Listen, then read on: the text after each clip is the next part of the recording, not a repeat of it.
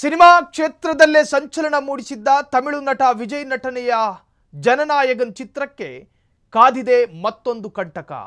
Back to back ಸಂಕಷ್ಟ ಎದುರಾಗಿದೆ. ಅಂದುಕೊಂಡಂತೆ ಎಲ್ಲವೂ ಆಗಿದ್ದರೆ ಈಗಾಗಲೇ ಬಿಡುಗಡೆಗೊಳ್ಳಬೇಕಾಗಿತ್ತು ಆ ವಿಜಯ್ ನಟನೆಯ ಸಿನಿಮಾ.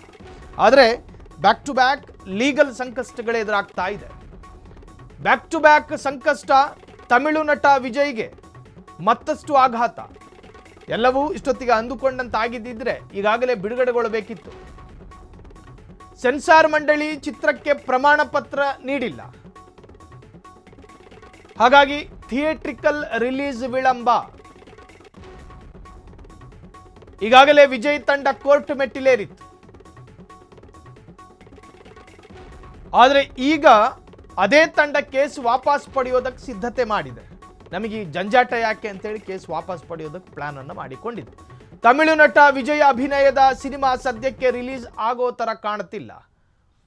ರೋಗಿ ಬಯಸಿದ್ದು ಹಾಲೆ, ವೈದ್ಯ ನೀಡಿದ್ದು ಹಾಲೆ ಅನ್ನೋ ಹಾಗೆ ವಿಜಯ್ಗೆ ಇಷ್ಟು ಬೇಗ ರಿಲೀಸ್ ಆಗೋದು ಇಷ್ಟವೇ ಇರಲಿಲ್ಲ.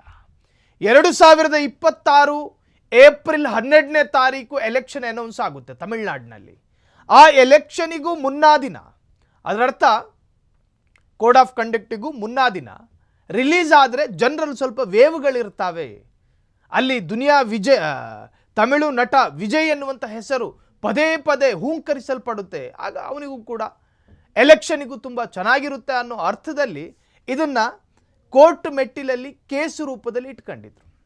ಆದರೆ ಕೇಂದ್ರದ ಸೆನ್ಸಾರ್ ಮಂಡಳಿ ಇದರ ವಿರುದ್ಧ ಇದ್ದಂಥ ಆರೋಪ ಒಂದು, ಈ ಸಿನಿಮಾದಲ್ಲಿರ್ತಕ್ಕಂತಹ ಅನೇಕ ಸೀನ್ಗಳು ರಾಜಕೀಯವಾಗಿ ವ್ಯತಿರಿಕ್ತ ಪರಿಣಾಮ ಬೀರುತ್ತೆ ಅನ್ನೋ ಕಂಪ್ಲೇಂಟು, ಕೆಲ ರಾಜಕಾರಣಿಗಳ ವಿರುದ್ಧ ಅವಹೇಳನ ಇದೆ ಅನ್ನುವಂತಹ ದೂರು.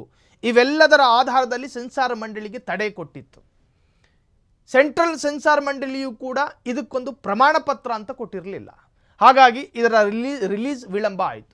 ಈಗ ರಿವ್ಯೂ ಡಿಪಾರ್ಟ್ಮೆಂಟಿಗೆ ಈ ಚಿತ್ರವನ್ನು ಅರ್ಪಿಸಿ ರಿವ್ಯೂ ಡಿಪಾರ್ಟ್ಮೆಂಟ್ ಇದಕ್ಕೆ ಪ್ರಮಾಣ ಪತ್ರ ಕೊಟ್ಟರೆ ಮಾತ್ರ ರಿಲೀಸು ಎನ್ನುವಂಥ ತೀರ್ಮಾನಕ್ಕೆ ಕೋರ್ಟ್.